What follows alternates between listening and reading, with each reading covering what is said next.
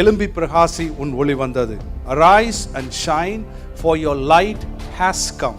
அவர் நம்முடைய வெளிச்சமும் ஜீவனின் பலனுமானவர். அவர் நம்முடைய இரட்சிப்புமானவர். அழிவில்லாத வித்தாகிய தேவ வசனம் உங்களையும் என்னையும் குறித்து யார் என்று சொல்லுகிறதோ நீங்களும் நானும் அப்படிப்பட்டவர்களாய் இருக்கிறோம். நீங்க யார் என்பதை தெரியும் பொழுதுதான் நீங்க அப்படிப்பட்டவராய் வாழவே ஆரம்பிப்பீங்க. அவர் சொல்றார், நானே உலகத்தின் வெளிச்சமாய் இருக்கிறேன், என்னை பின்பற்றுகிறவன் இருளில் நடவாமல் அவன் வெளிச்சமாக இருக்கிறான் அப்படின்றார். இயேசுவானவர் நம்மை குறித்து சொன்ன சாட்சியை நீங்களே, என்னை பின்பற்றுகிறவர்கள் எப்படி இருக்கிறீங்கன்னா உலகத்திற்கு வெளிச்சமாய் இருக்கிறீர்கள். நம்ம வெளிச்சம்ன்றது ஆண்டவர் சொல்றாரு, தெரிஞ்சிருச்சு. உன் ஒளி வந்ததுன்ட்டாரு, ஒளி வந்துருச்சு. இப்ப நான் எப்படி பிரகாசிப்பது? நற்கிரியைகள் நம்ம செய்யும் பொழுது நம்ம என்ன பண்றோம் அப்படின்னு கேட்டீங்கன்னா, நம்முடைய வெளிச்சத்தை பிரகாசிக்க செய்கிறோம். பரலோகத்தில் இருக்கிற பிதாவை அவர்கள் என்ன பண்ணுவார்கள்? மகிமைப்படுத்துவார்கள். நன்மை செய்யும் பொழுது சோர்வு வரும்.